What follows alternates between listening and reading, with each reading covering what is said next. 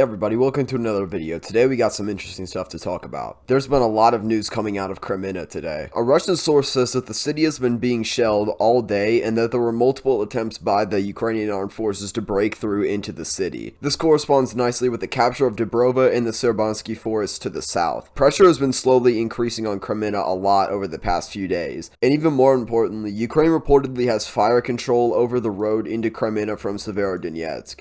This is the last good road that Russia has in order to supply this settlement, which is big news. Without proper supply, Kreminna is going to become a very hard position to hold because Ukraine has cut the P66 highway by taking Chervonopopivka. And it also makes sense considering that Ukraine had made new strike groups in the Chervonopopivka forest and in Bakhmut. And now it's starting to look really good by Kreminna. Having fire control of the road means that Russia can't send any supplies in without Ukraine being able to see it and potentially fire artillery at it. The only other roads are just dirt ones going through this really open like forest swamp thing. And then there's one paved road that won't be able to carry heavy equipment. So overall, if they do have fire control of this, supply from Kreminna will be essentially cut. I think Ukraine's strategy here is to slowly unravel the Svatove line by just taking one of their big settlements. They took over Chervonopopivka and are using that to leverage it into Kreminna.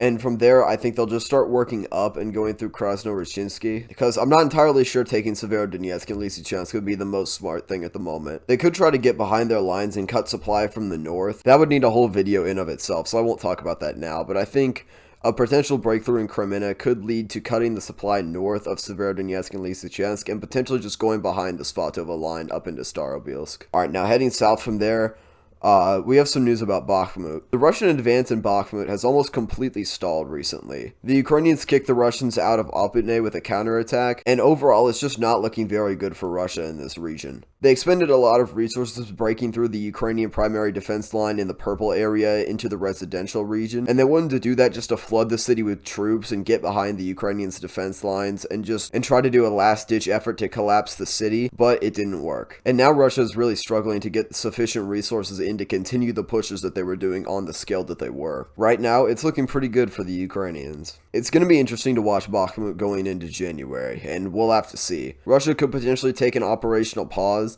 and if they do, that would be a great time for the Ukrainians to set up some sort of counterattack. Alright, see you guys later. Thank you to my channel members Gene Helfrich, Stig Grun, Butler-esque, David Appel, Delo Mathatas, Phil Martin, Robert Jenkins, Richard Quadri, Focus Pocus 100, Evan Shin, Rye Jones, Mr. Walkman, and a special thanks to my third tier members Astley C137, Joel Reindell, Mike Q, Joe Sauer, PG, JG Bashla, and Maxim Zavershinsky.